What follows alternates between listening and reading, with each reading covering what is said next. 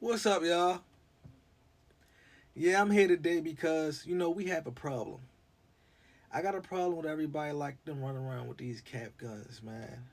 And, you know, being a part of this community, I like to share that when you make the investments, to come up on here and have some fun. Plastic, or should I say polymer. I ain't asking none of y'all what y'all got and how good it is and what you did to it. You changed the guide rod. You got some cuts on your slide. You got a nice little trigger put on there and all that. I ain't trying to hear all of that. What I'm saying is, leave the plastic, you know, for what plastic is for. I know plastic is for protection, so that was said. Well, I'm not against it, but what I will say is, I had some fair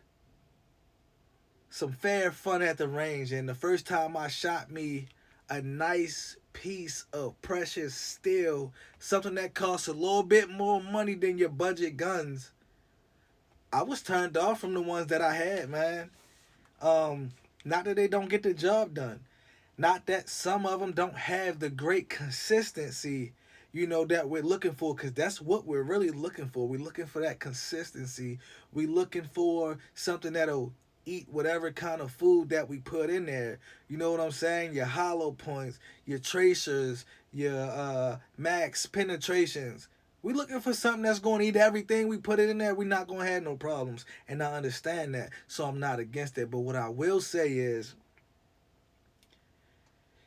it's a big difference. Now, when I go to the gun range, if I can't afford to have a gun that's a nice quality gun, I don't even want to shoot it because my experience was ridiculous. My experience was horrible because the moment I shot, what was it? It was a double stack 1911 or 2011, one of them. I went back to go shoot my Glock 19. I went back to go shoot my FN 509. See, I I could have threw up. I could. I couldn't do it. The next week and a half, I went out looking. I went out looking. I had to get me something that was pressure. I had to get something that was nice, something that was crazy, pressure, because I just couldn't do it no more. I said, I need some steel. I need some steel. It shoots flatter. It feels better. I couldn't afford the 2011. I couldn't afford a double stack 1911, and I damn sure couldn't afford the staccato. I'm not against Glock. I'm not against FN. I'm not against a great build that's consistent. I'm not against a great build that's consistent and comfortable and reliable. Reliability. I ain't against that.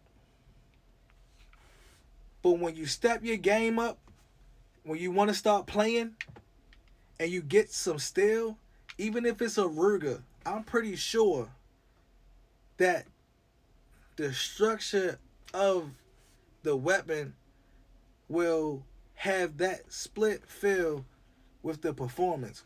You'll say, damn, that shoot a lot flatter. The trigger just feels that much more better.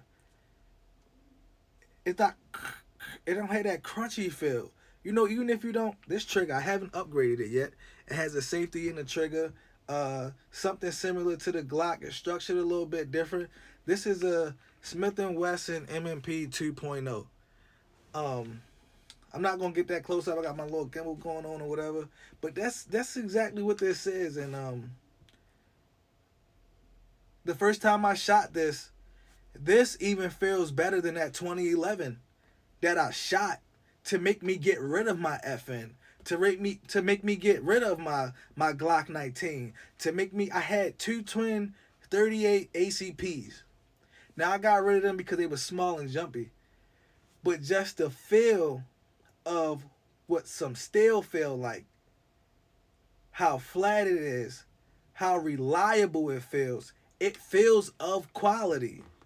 You know, in elementary school, when you take the test, the what MCA, MP, whatever the test is, little elementary school test, or when you take your spelling bee test, what they tell you they always want you to use a number 2 pencil. This is the number 2 pencil out of all the firearms I've ever had, out of all the handgun firearms I've ever had. This is the number 2 pencil. All that other stuff, yes, it can write on the paper, it can get the job done. But this is the number 2 pencil. When it's time for the test, when it's time for the test, you have to perform. You have to make those marks, I'll say. Your permanent marks for your test with a number 2 pencil. And this hasn't failed me yet. Even my double taps. I've gotten flat double taps with this. And this is a full-size firearm. From past 15 yards. Boom, boom. From past 15 yards. Easy money. Anybody that has a gun of quality will be able to tell you that there's a difference. The way you train is the way you will perform. In real life, whether you're just training or you're in the house, which you can get some dummy rounds, you know, there's a lot of things that you can do. So I'm not saying the gun will make you better, but if you are a quality gun holder, you know, you're someone that always like practicing your art, having a more quality gun will help enhance the things that you already know. You know, you don't have to squeeze up on it so tight. You don't have to do this and do that with all the modifications. I have not done anything to this yet. And this has felt like some of those top-notch Gucci Glocks. Top-notch Gucci Glocks. People didn't put hundreds of dollars into. I've done nothing to this at all. Everything, this hasn't been taken off yet. Everything I've done at the range has been complete hindsights. Here, there. That's it. I bullcrap you not. I bullcrap you not. This has been the best gun I've ever shot before. When I first got my FN 509, my buddy had a full size. I went and got the compact because I liked it so much. I wanted to be able to carry it, you know, and not be full size. And when I got it, it got the job done. But then that same day, I'm like, damn, I feel like that. Maybe I should go full size. I want something flat, you know. And I don't really need to put a dot on here because a lot of times, if you get into something, guess what I'm going to let you know right now. When you get into something, you're not going to have the time to pull up your gun and look down that red dot. Your iron sights is going to be the most reliable thing that you can train with. I'm telling you now. I'm not saying don't put some stuff on your guns, you know, to have some fun at the range, because you should. But something that you're going to be carrying every day, train with it as if, you know, the worst case scenario, what's going to happen? My red dot not going to come on. I'm not going to see a red dot. I'm not going to see a green dot. I'm not going to see a halo. I'm not going to see nothing. Just my iron sights, because this ain't going to go nowhere.